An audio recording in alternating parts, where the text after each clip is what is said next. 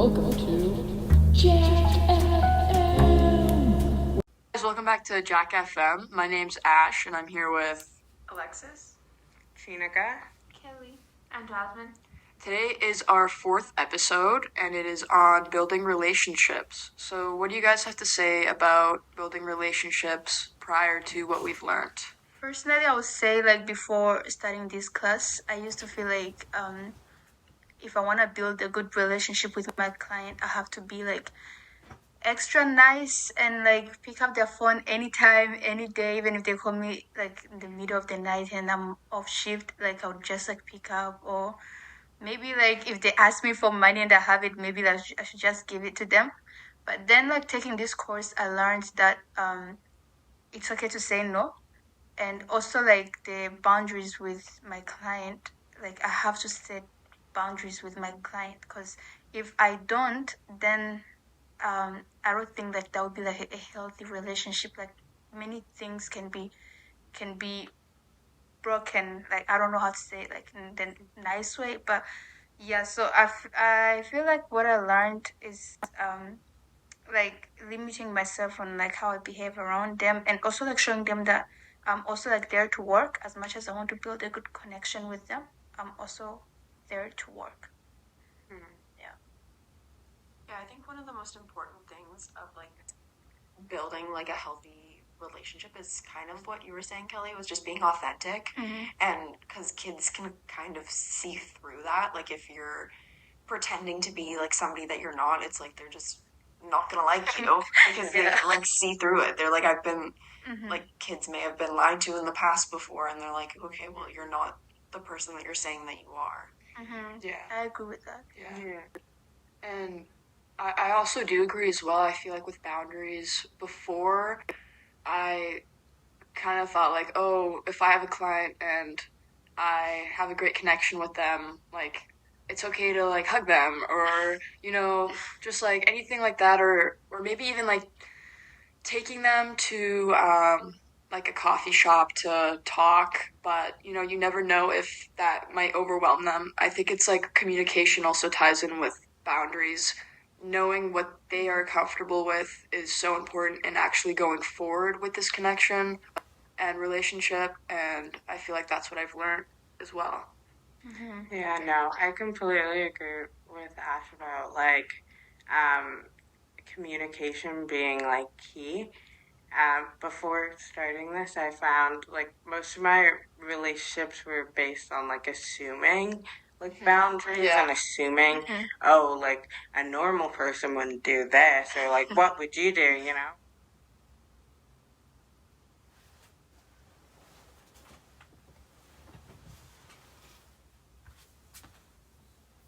to that being a people pleaser and always being nice is sometimes does more damage than it does good. Yeah. And being and being selfless, we learn being selfless is being a person with no boundaries, which is not good. You're a doormat, and how does a doormat help anyone, So just kind of realizing that and trying to be upfront, even if it is not very nice to hear in the moment. At least it's kind of what Alexa said, keeping that authenticity in the relationship, and making sure the youth and where you guys stand, this policy, and how it's gonna go.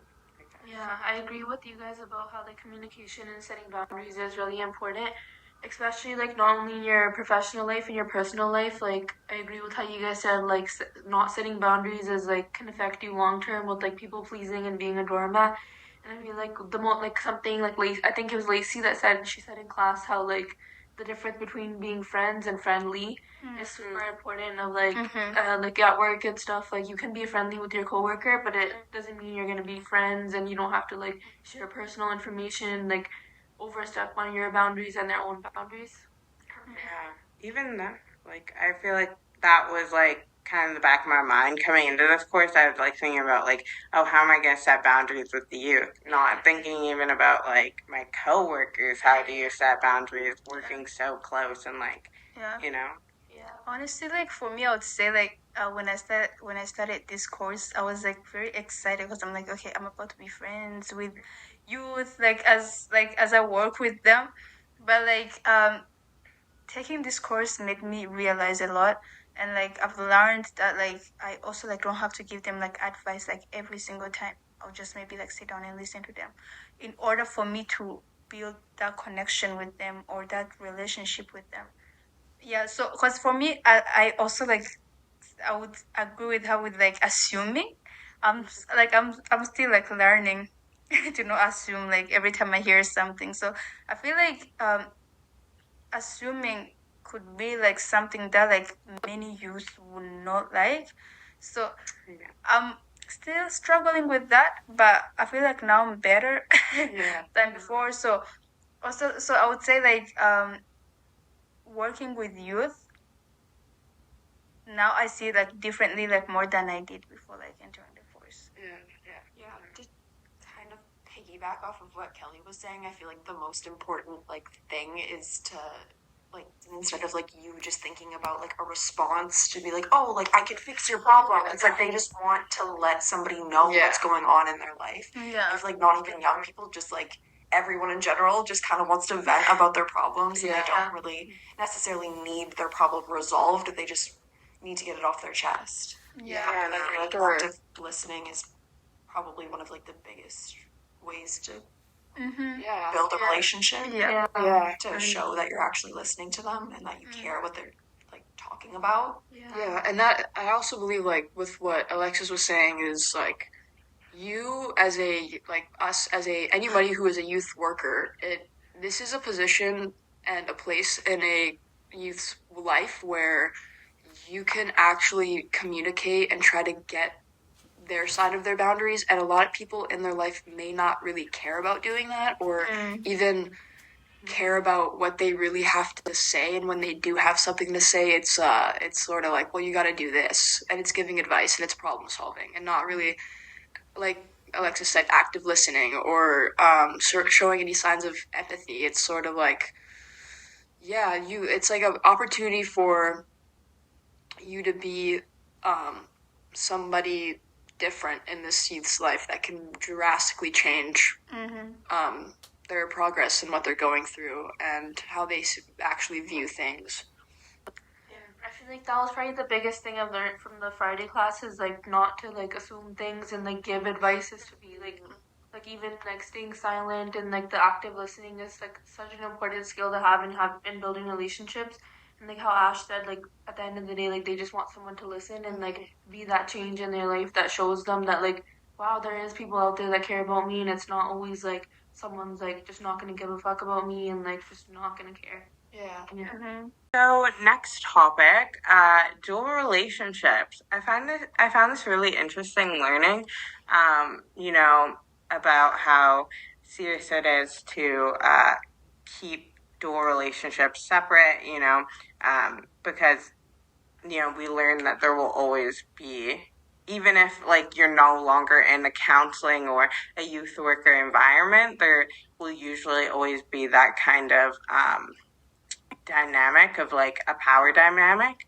But it surprised me a lot because most of the youth workers and social workers I knew growing up, like it was not like very shunned to be like, you know, keep in contact, give phone numbers, or you know, be like go out for coffee maybe, or like call them if you're like really having a hard time. Like it, you know, it was kind of like advised to do that. Like they would be like welcome it. And like also growing up, my grandma like was a family counselor, and most of her clients ended up being her friends later in life, and like she would go out with them and like they came to her birthday party. Relationship, I think, if there's a time limit on it and like no contact after. But I do also understand the point of like this is a job, you know, and you have to have boundaries to like protect yourself. But I think it just depends on the agency that you're working for. I think if it's like more like government, or if you're working for the ministry, then I think there's a lot more policies in place of like prohibiting having that dual relationship. But if you work for like a nonprofit, then like they don't mind if like, I guess like it's a little bit weirder with youth of having a relationship, because like the adult, why are you friends with children? I think it's like very confusing, especially like once the youth comes of age. Like even after like a couple years, and they want to get in contact with you, it's like, you know, it doesn't seem like you would have the same relationship or dynamic, but you know, like previously you were in like a work environment with them, but now it's like evolved. So. Yeah, I feel like since when you do build those connections with the client and stuff, like you don't forget it and you don't just lose the connection. And then I feel like even how like Brittany said in class, how when she used to like go on Facebook, she used to be like youth care worker Kelly here. I feel like there's like you can even build like or like make an Instagram account and then send that Instagram account to like your clients, so like you can still have that like personal or like professional relationship with them, but you're not like completely cutting them off because you switch to like a different like phone program or something. And I feel like another thing is like establishing the boundaries in the beginning, like how we talked about like how like letting your client know like if you talk about these topics, like I will have to like for how like further measures, like if like to the point where I feel like someone else needs to step in, because I feel like it's like how we talked about in class, it's easier to like remind them when you feel like they're about to overstep the boundary, to let them know, because then it's like if you tell them like, oh, if you talk about this, I'm gonna have to like call this person, then they're gonna feel like, oh, what, like now you're gonna just say this out of nowhere. So if you set those boundaries in the beginning, it's not like you're just like surprising them in the end. And I think like not setting that boundary, like Jasmine said, it also, and when it comes up, it can really put distrust in you and your client's connection. Yeah, like I believe that it's just like communication and setting boundaries at first, so nothing really gets out of hand or goes away that is just not supposed to go. And I feel like there's also like other alternate ways to do things, like Jasmine had said with Brittany and the Facebook. Like that is an alternate way to kind of, I think a healthy and a more alternate way to do things. For me, I would say like at first I know it could be like very hard for like a client to say, okay, I'm about to take my life, but I don't want you to tell somebody else. And like going like giving that report, it could like as Ash said, like it kind of like takes away like that good relationship you want with that client. Okay, for me before I used to be like, you know what, if my client like they tell me a secret, in order for me to build a good relationship with them, I have to keep it and maybe like try to help them my own way. And then after I realized that this is a job, this is a job, and if my client actually like ends up dying and I knew, it's gonna like come back to me, right? But also like it's I feel like it's really hard like going to report to give the report, because like I feel like you lose that that good relationship you had with that clients. I feel like it feels like you lose that relationship. At the end of the day, you are helping them, and it's not like you're doing it in like a malicious way. You're for doing sure. it with the intent to like help them, and I feel like the client would understand that at the end of the day. I think it's just the communication piece that we were talking about earlier, of like you're not reaching out to somebody when they say that they're going to hurt themselves or somebody else, whatever the case may be. It's like you're trying to protect them, and if they don't understand that like at the moment, then they'll eventually understand it, and that you are just trying to protect them and other people, and you're basically doing what's best for them. Maybe they don't necessarily understand that. So you're not losing the relationship. But and I feel like if you keep that clarity and that upfront, like reminding them and stuff like that, though it's easier for the youth to kind of understand where you're coming from, because I think it's kind of like you can really especially a youth like ability to trust if you're like, you know, acting as this safe space and then like not even letting them know who has to be like you have to tell or something like that. for Like sure. I feel like, and especially like as a person, like I wouldn't want to like. I know Kevin, our guest speaker, said like he tries to get the youth to like call in themselves because it's kind of like it's not. As a person, it feels like it's not your information to share. Yeah. You know, like it's kind of yeah.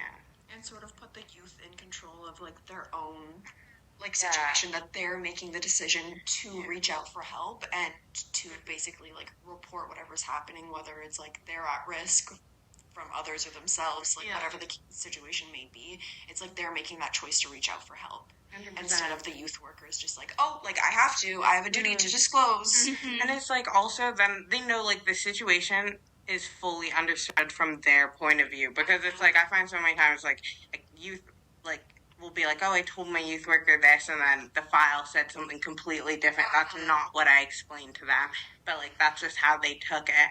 And it's like, you know, yeah, 100%, I agree. Giving the youth the power in those situations.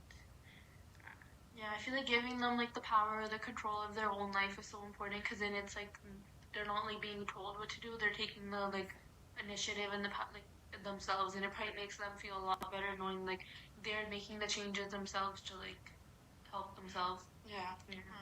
No, I feel like Tara said at the beginning of this course, she's like, I know, like as a human, like you know, we think we know the best for people, but you have to like remember that the client knows what's best for them, no matter what. Like, and it was like, yeah, that's hard to remember sometimes, but it's like.